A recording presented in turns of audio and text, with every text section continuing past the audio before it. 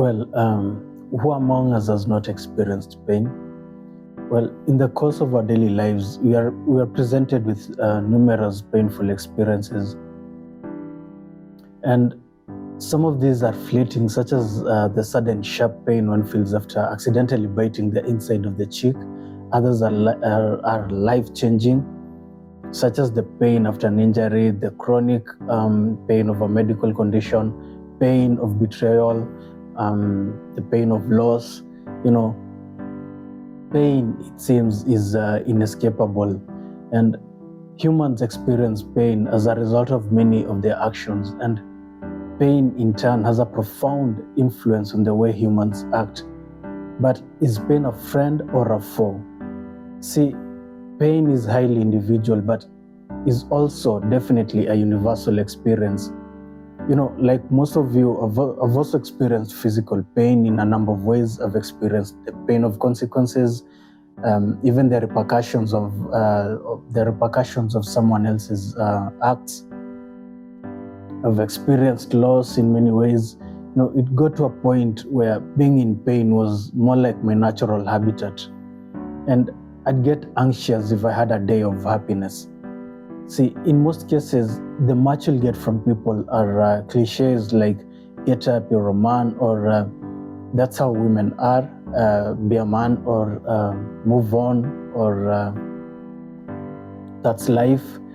Then I turned to God, truly believing that this will be the end of pain. But no, I'll be triggered by the smallest of things and revert to my old pattern of living.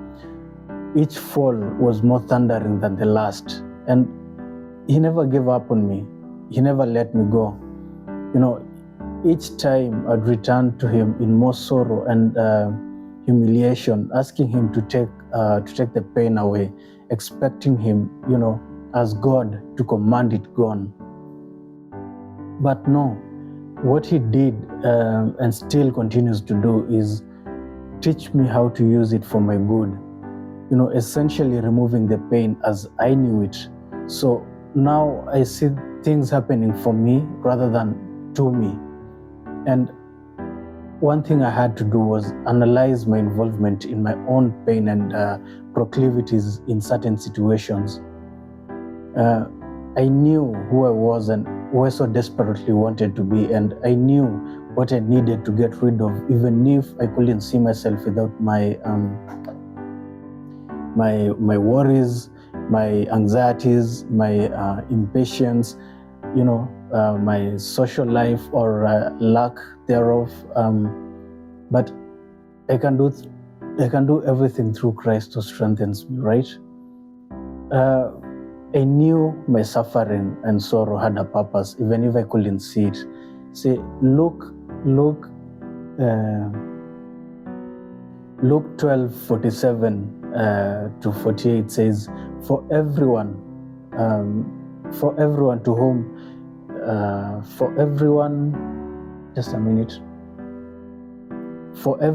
much is given, from him much will be required, and to whom much has been committed, of him they will ask the more.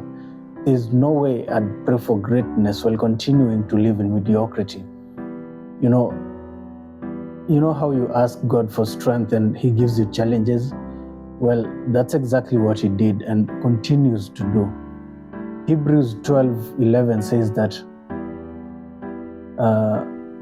no discipline seems pleasant at the time, but painful. God promised to be with me and guide me, but I also had to put in work.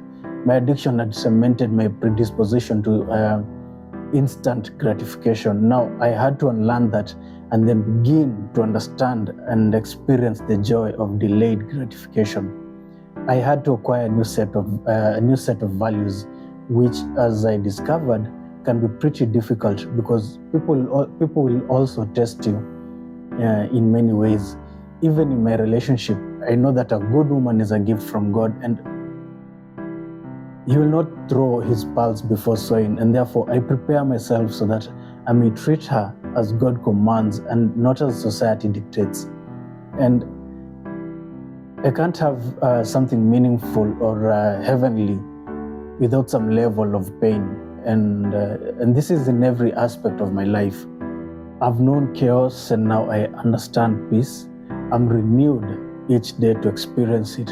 And even when disaster comes, I will be better equipped from this training and through God to find my healing. Because blessed is the man who remains steadfast under trial, for when he has stood the test, he will receive the crown of life, which God has promised to those who love him. Pain triggers my personal growth and transformation, so I will remain hopeful through it all. Stay blessed.